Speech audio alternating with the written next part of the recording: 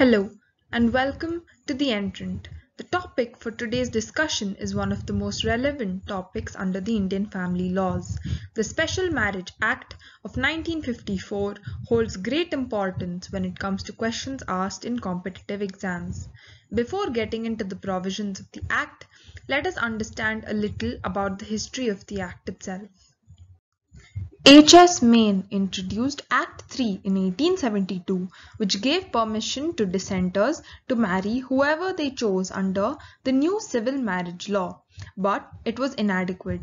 In 1954, the Parliament enacted the Special Marriage Act to provide for registration and validation of special form of marriages in India. This act is enacted to provide a special form of marriage for the people of India and all Indian nationals in foreign countries, in certain cases for the registration of such and certain other marriages and for divorce irrespective of the religion or faith followed by either party. The marriages solemnized under the Special Marriage Act are not governed by personal laws. The new enactment has three major objectives: to provide for the special form of marriage in certain cases, to provide for the registration of these marriages, and to provide for divorce. The main objective of the Act is to address interreligious marriages and to establish marriage as a secular institution lacking all religious formalities which are required to register it.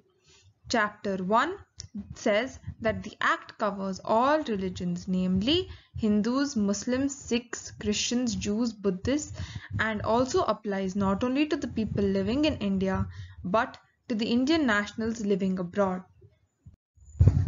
Section 4 of the Act lays down conditions for a valid marriage. It states that neither party should have a living spouse.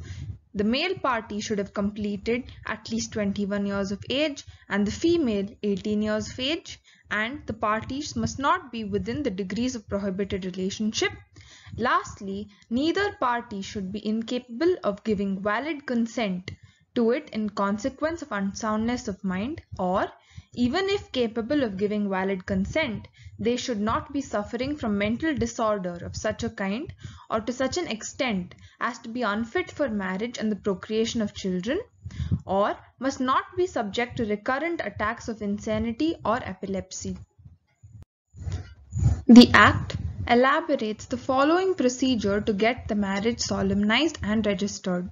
According to Section 5 of the Act, one of the parties to the marriage has to give notice of the intended marriage to the marriage officer of the district where at least one of the parties to the marriage has resided for at least 30 days immediately prior to the date on which such notice is given.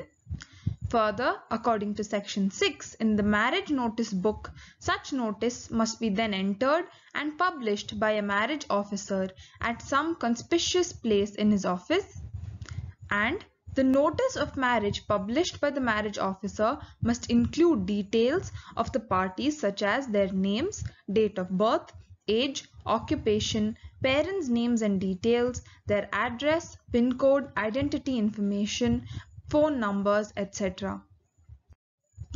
Section 7 of the Act provides various grounds under which anybody can raise objections to the marriage. Within 30 days, if no objection is raised, then the marriage may be solemnized. However, if objections are raised, then the marriage officer has to inquire into the objections, after which he must decide whether or not the solemnization of the marriage is possible. The court marriage is considered to be a consortium of two souls, where the oath ceremony is performed according to the Special Marriage Act of 1954 before the registrar of marriage in the presence of 3 witnesses. Thereafter, a court marriage certificate is issued directly by the registrar of marriage appointed by the Government of India. Any marriage solemnized under this Act shall be declared null and void and may, on a petition presented by either party to it against the other party, be so declared by a decree of nullity if any of the conditions for a valid marriage under this Act has not been fulfilled, or if the respondent was impotent at the time of marriage and at the time of institution of the suit. marriage under this act shall be voidable and may be annulled by a decree of nullity if the marriage has not been consummated owing to the willful refusal of the respondent to consummate the marriage. However, the court shall not grant a decree unless it is satisfied that the petitioner was at the time of the marriage ignorant of the facts alleged. Those proceedings were instituted within a year from the date of the marriage, or if the marital intercourse with the consent of the petitioner has not taken place since the discovery by the petitioner of the existence of the grounds of a decree. If the respondent was at the time of the marriage pregnant by some person other than the petitioner, or the consent of either party to the marriage was obtained by coercion or fraud as defined in the Indian Contract Act of 1872. However, the court shall not grant a decree if the proceedings have not been instituted within 1 year after the coercion had ceased, or as the case may be, the fraud had been discovered, or the petitioner has with his or her free consent lived with the other party to the marriage as husband and wife after the coercion has ceased, or as the case may be, the fraud had been discovered. Section 27 of the Act provides grounds for divorce for marriages solemnized under this Act. The parties may belong to different religions when they perform a marriage under this Act, but they will have a similar ground for getting divorce. And they are as mentioned below. The first being adultery, second desertion, or when the respondent has deserted the petitioner for a continuous period of not less than 2 years. The respondent has been sentenced to imprisonment for 7 years or more for an offence.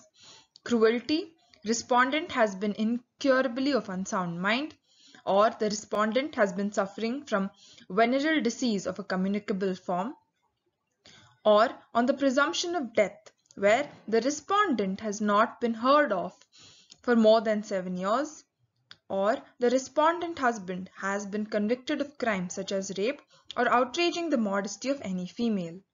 The wife may also get a divorce on the ground that there was no resumption of cohabitation for 1 year or more since the passing of decree or order for maintenance.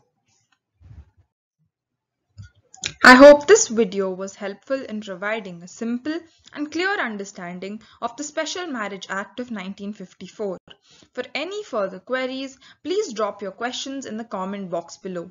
Please like and share the video and subscribe to our channel.